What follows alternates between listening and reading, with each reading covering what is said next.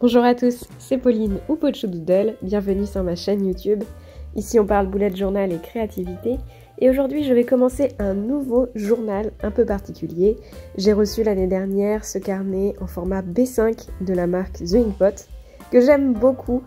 J'adore leur carnet, j'ai utilisé leur carnet en format A5 pendant 2 ans comme un bullet journal. Mais pour le format B5, j'avais peur que ce soit un peu encombrant pour mon bullet journal que j'aime bien emmener un peu partout. Et cette année, et en début de cette année 2023, j'ai regardé beaucoup de vidéos de carnets de lecture et j'ai trouvé ça super inspirant. J'aime en particulier les vidéos de Moshi Bujo et de Plant-Based Bride sur YouTube. Sauf que je lis pas beaucoup et donc j'avais pas beaucoup d'intérêt de faire un carnet de lecture. Mais comme j'adore l'idée de ces carnets où on peut faire des pages assez libres, les décorer comme on veut.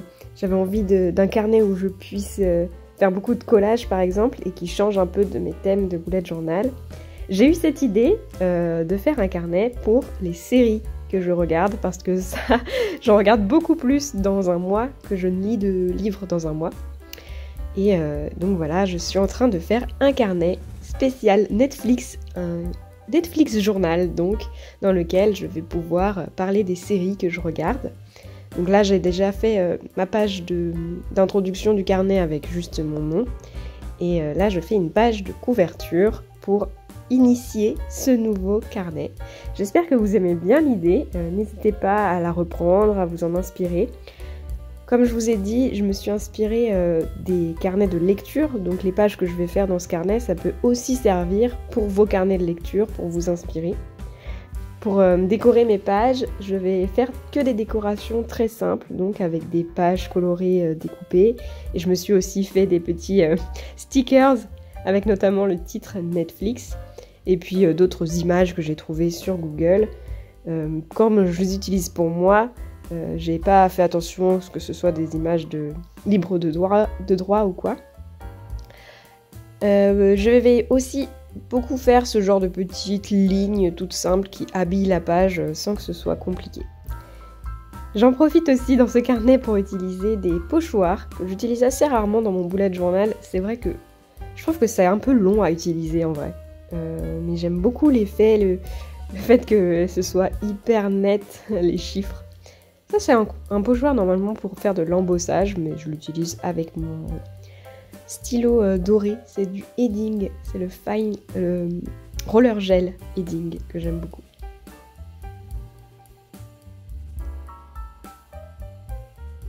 Je trouve que j'ai un peu raté mon titre journal là, donc je reviendrai plus tard pour le corriger. Sur cette page, je vais noter toutes les séries qui vont sortir en 2023 et que j'attends en particulier. Que j'ai très envie de voir cette année. Bien sûr, je regarderai d'autres séries aussi en fonction des sorties et en fonction des découvertes de ce que Netflix me propose. Pour décorer la page, j'ai mis un canapé rouge et donc c'est pour aller sur mon thème Netflix qui est rouge, noir et doré. Mais en plus, il se trouve que mon canapé dans mon salon est rouge, donc ça va vraiment bien.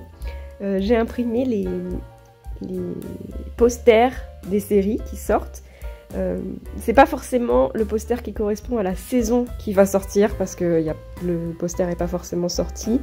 Pour certaines séries, j'ai même pas trouvé un poster, j'ai juste pris une image d'un acteur. Voilà donc toute ma petite sélection, c'est ce que j'attends le plus cette année. Donc notamment Outlander, Stranger Things, You. Heartstopper, c'était, je pense, une de mes séries préférées, la saison 1, qui est sortie je pense que c'était en 2022 que je l'ai vue. Hein. Voilà, il y a Emily in Paris. Et Ginny Georgia aussi, j'ai déjà vu en janvier. Donc par exemple, ces deux-là, je ferai des pages spécifiques pour ces saisons plus tard dans le carnet. Donc pas dans cette vidéo. Là, on fait vraiment que les premières pages d'initiation du carnet. Donc j'ai choisi mon micron en 0.8 pour noter les titres des séries que je vais regarder. Donc celles-ci, c'est à peu près, c'est certain que je vais les regarder. Normalement, elles sont toutes déjà prévues pour sortir cette année. Donc il ne devrait pas y avoir de mauvaise surprise. J'ai ajouté aussi une petite liste de celles que je regarderai probablement, qui sont censées sortir cette saison. Vous remarquez peut-être que ma façon d'éditer cette vidéo et le voice-over sont un peu différentes d'habitude. J'ai laissé beaucoup de time-lapse et j'ai pas écrit le voice-over, je vous parle directement en regardant mes time-lapse. Là, j'ajoute un petit cœur avec écrit à voir avec Simon. C'est les saisons que j'ai prévu de regarder avec Simon. La plupart des séries, je les regarde toute seule sur mes pauses déjeuner. Mais ces trois-là, j'ai regardé toutes les saisons d'avant avec Simon, donc ces nouvelles saisons, je vais les regarder avec lui aussi. J'ai pas fait exprès de les mettre toutes les trois à côté. N'hésitez pas à me dire en commentaire si vous regardez aussi des séries, si vous avez Netflix ou si vous regardez sur autre chose. Et si vous aimez bien regarder toute seule ou tout seul, ou si vous aimez bien regarder vos séries en couple, entre amis. Moi vraiment, j'aime bien les deux. J'aime bien avoir quelques séries que je regarde avec Simon, un petit moment à passer à deux. Mais j'aime aussi beaucoup, je regarde beaucoup plus que lui, donc forcément j'aime bien aussi les petites séries que je regarde toute seule. Donc là on passe à une page de statistiques, comme vous pouvez le voir. Dans les carnets de lecture, souvent, les gens font des pages d'objectifs de lecture. Par exemple, ils se fixent l'objectif de lire une centaine de livres dans l'année, ou ils se font des trackers pour suivre tous les jours où ils ont lu. Mais pour les séries, ça me paraît un peu bizarre de se faire des objectifs parce que, en fait, je sais pas, je pense que c'est un passe-temps qui n'est pas aussi valorisant que la lecture. On va pas se dire « Allez, cette année, je vais regarder la télé tous les jours ». Ça me paraît un peu bizarre. Donc plutôt que de me faire une page d'objectifs, je fais une page de statistiques pour, à la fin de l'année, noter combien de temps j'ai passé, par exemple, à regarder des séries. Et puis, en fonction du résultat, peut-être l'année prochaine, je vais me fixer l'objectif soit de regarder moins, ou de regarder des choses plus variées, par exemple. Voilà, c'est le genre de choses que je vais noter dans ces statistiques.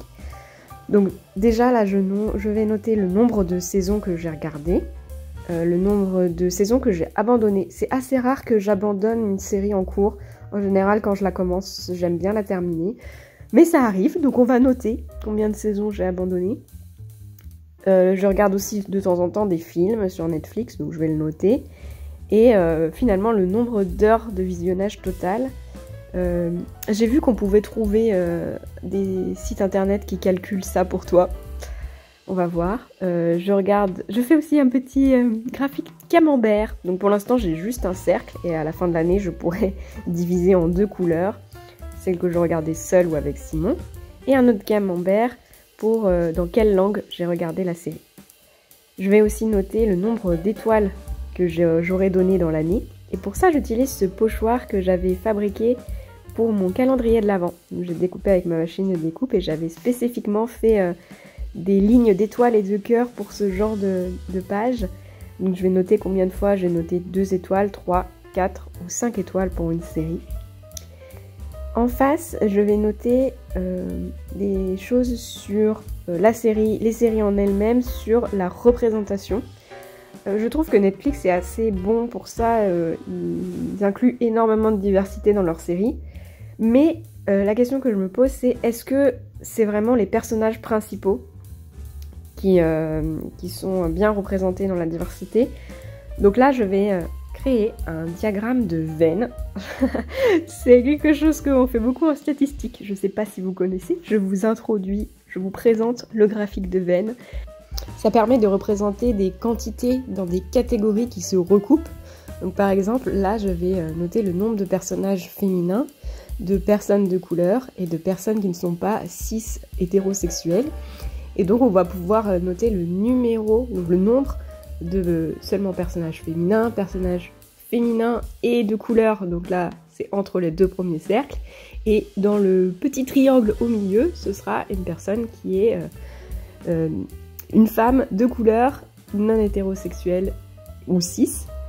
Et en dessous, je vais pouvoir noter les pays que j'aurai visités pendant toute mon année grâce aux séries Netflix. je viendrai pour colorier les pays quand ils auront été représentés dans une série. Il y a quelque chose que je veux me forcer un peu à faire avec ce journal, c'est de me forger un avis précis sur les séries. Je suis vraiment bon public en général, que ce soit pour les livres, les séries, les films. Et donc là, je vais me forcer à attribuer des étoiles et aussi à avoir un avis argumenté sur les séries. On va voir si j'y arrive. Et je sais qu'il y a quelque chose qui est très difficile pour moi, c'est de déterminer quelle est ma série préférée, mon film préféré, tout ça. Donc là, je fais ce que j'ai vu chez Elisabeth, de Plant-Based Bride, avec ses livres. C'est une sorte de tournoi, ici, des séries. Ça va permettre de déterminer quelle est la série que j'aurais préférée en 2023. Donc l'idée, c'est de partir de une série par mois au départ, où je fixerai quelle est ma série préférée dans chaque mois, dans les 12 mois. Donc là, je commence déjà par un peu de décoration de pages, toujours aussi simple, avec beaucoup de pages déchirées. C'est quelque chose que j'aime beaucoup faire dans le collage.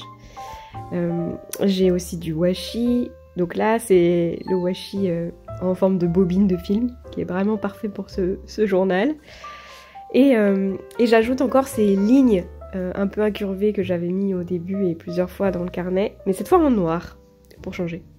J'ai aussi les petites étoiles. C'est des étoiles que j'avais découpées pour mes décors au mois d'août pour mon thème sur le cirque. D'ailleurs, j'avais utilisé les pop-corn aussi au tout début de ce thème. Donc là, je fais mes 12 premières cases dans lesquelles je vais pouvoir inscrire la saison, la série ou le film que j'ai préféré. Je pense que je vais rester sur les séries. La série que j'ai préférée chaque mois. Donc déjà, il va falloir que je me force à déterminer quelle est la série que j'aurais préférée dans le mois. Je sais pas encore si je vais me limiter à des séries de fiction, parce que sur Netflix, je regarde aussi beaucoup des compétitions, notamment dans l'artisanat.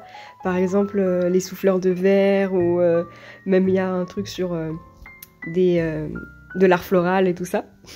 Mais bon, donc l'idée c'est de déterminer chaque mois, et ensuite 2 par 2, donc sur les 2 premiers mois, quel est mon préféré, il passe à l'étape suivante, sur le 3e et 4e mois mon préféré, etc. Et donc on a une deuxième ligne avec seulement 6 séries. Sur ces 6, je fais la même chose, je détermine par binôme quel est mon préféré, et enfin sur les 3 derniers, quel est mon ultimate favorite, mon tout préféré de toute l'année, qui va gagner ce petit trophée numéro 1 que j'ai dessiné avec mon stylo doré. Voilà, donc j'ajoute sur la place qui me reste quelle sera ma série préférée de 2023. Là encore, un petit texte très simple, j'alterne les polices et les couleurs pour amener un petit peu de décoration de variété. Et je sais pas encore si je vais remplir cette page au fur et à mesure, je pense que ce serait mieux, comme ça je risque pas d'oublier. Mais c'est vrai qu'Elisabeth, elle fait tout d'un coup à la fin pour pouvoir le faire en vidéo avec vous. Mais peut-être que je vous le présenterai donc tous les trimestres où j'en suis. Après avoir déterminé ma série préférée, j'ai eu une idée que j'ai jamais vue dans les livres, mais qui je pense se prêtera bien pour les séries. C'est de faire une page dédiée à mes personnages préférés. Donc là, j'écris avec mon pochoir. Celui-là, c'est pas moi qui l'ai fait. J'ai dû le trouver à Amazon au tout début quand j'ai commencé le bullet journal. J'avais tout un tas de petits pochoirs. Si je le retrouve, je vous mettrai le lien dans la description, comme tout le reste d'ailleurs. Et donc le titre que j'ai choisi, c'est « Mes chouchous » pour faire des pages dédiées à mes personnages préférés de toutes les séries combinées. Donc ce sera pas forcément un personnage de ma série préférée, on verra bien. Aucune idée de ce que ça va donner, mais je pense que ça peut être marrant de faire ça. Et là, on voit bien qu'il y a le soleil qui a commencé depuis un moment à s'afficher sur mon bureau. Et j'étais tellement heureuse de voir du soleil que j'ai décidé de ne pas fermer mes rideaux. Et c'est peut-être pas l'idéal pour vous, mais moi je trouve que ça rend bien, ce rayon de soleil sur mes pages. Pour le titre de cette page, pour changer du papier déchiré, j'ai décidé de faire un truc beaucoup plus carré avec des titres sur du papier découpé avec mon massicot. Bon, il y a quand même ça qui est déchiré dessus. Donc là, pour toutes ces pages, je choisis toujours un peu les mêmes thèmes, les mêmes couleurs, mais je suis trop pressée de faire mes premières pages dédiées à une série en particulier. Et moi, j'ai vraiment envie de faire des pages thématiques, de trouver des couleurs et des petits doodles qui sont inspirés de la série en elle-même. Je sais que Mochi Bujo, par exemple, elle fait pas ça, elle profite de son carnet de lecture pour pouvoir utiliser la papeterie qu'elle a reçue dans ses pen pals ou plein de choses qu'elle a, donc elle fait pas forcément thématique, mais moi c'est quelque chose qui me donne très envie. J'attends avec impatience que mercredi revienne, par exemple, pour pouvoir faire une page sur elle. Petite interruption de mon chat, j'avais oublié que j'avais mis ça. Ok, on retourne à nos personnages. J'ai décidé de faire une page pour un personnage féminin et une page pour un personnage masculin.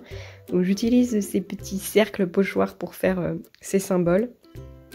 Et finalement j'avais envie de les laisser blancs. Donc j'ai utilisé mon Posca pour repasser sur les traits qui étaient en trop. Dites-moi en commentaire si vous avez déjà en tête un personnage féminin et un personnage masculin que vous aimez en particulier dans les séries.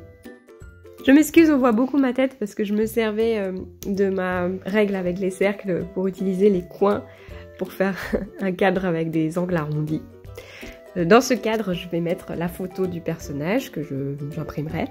Et l'idée, c'est de faire comme une fiche personnage avec dans l'élément rouge en dessous, je pourrais mettre son prénom.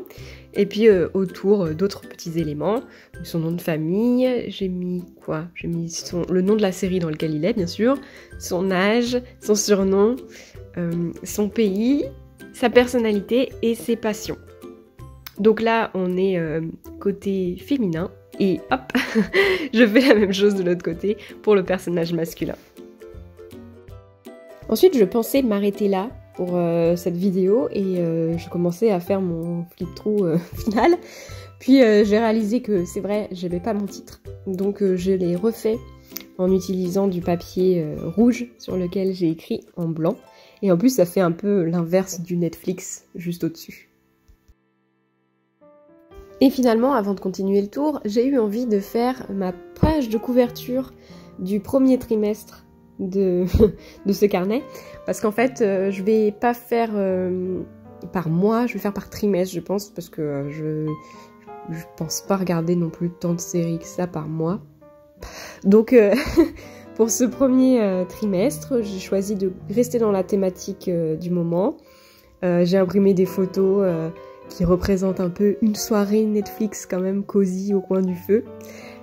Et je note donc avec mon pochoir en doré, premier trimestre. Et puis je vais utiliser aussi un sticker de mon thème bullet journal de février, parce que je l'aime trop. Celui-là je l'ai imprimé un peu plus grand que ce que vous le retrouvez vous dans le kit de stickers. Je l'adore. Et puis ça représente bien quand même le chill avec son thé. Bon, c'est un bouquin. C'est vrai que ce thème serait vraiment parfait pour un carnet de lecture. Voilà, ça peut aussi vous inspirer. En face, je vais noter mon top 3 donc, du trimestre. On verra ce que ça donne. Si je mets, comme tout à l'heure, est-ce que je mets tous les types de séries ou juste les séries fiction. Petite astuce là pour faire un cœur, j'ai plié ma page en deux et comme ça, quelle que soit la forme que je choisis de faire, là, ça donnera un joli cœur, bien symétrique. Donc ça c'était un morceau de papier stickers. Ensuite, je fais des cases vraiment libres au crayon en passant 2 fois. Et donc j'aurai mon top 3 du trimestre et je pourrais piocher dedans pour m'aider à remplir aussi mon tournoi des séries. A priori donc, vous devriez avoir une vidéo sur ce journal des séries tous les trimestres, une fois tous les 3 mois, où je sais pas encore si je ferai les pages en direct devant la caméra ou si on fera juste un flip-through de mes pages de séries et par exemple la préparation de la page de couverture du trimestre suivant. Cette fois, on va pouvoir faire vraiment le tour complet. Je vous invite à liker la vidéo et à vous abonner si ce n'est pas déjà fait. Je suis vraiment contente de mes premières pages, de lancer ce nouveau projet de carnet. N'hésitez pas à me dire en commentaire si ça vous intéresse, si ça vous plaît, si vous avez envie de faire ce genre de carnet, que ce soit pour les séries ou les lectures. La semaine prochaine, on se retrouve à nouveau dans du format A5 pour préparer les pages de février dans mon bullet journal. Merci infiniment d'avoir regardé cette vidéo jusqu'au bout. Comme toujours, un grand merci à tous mes abonnés Ko-fi qui me permettent de partager tout ça avec vous. Je vous souhaite une très bonne semaine et à bientôt!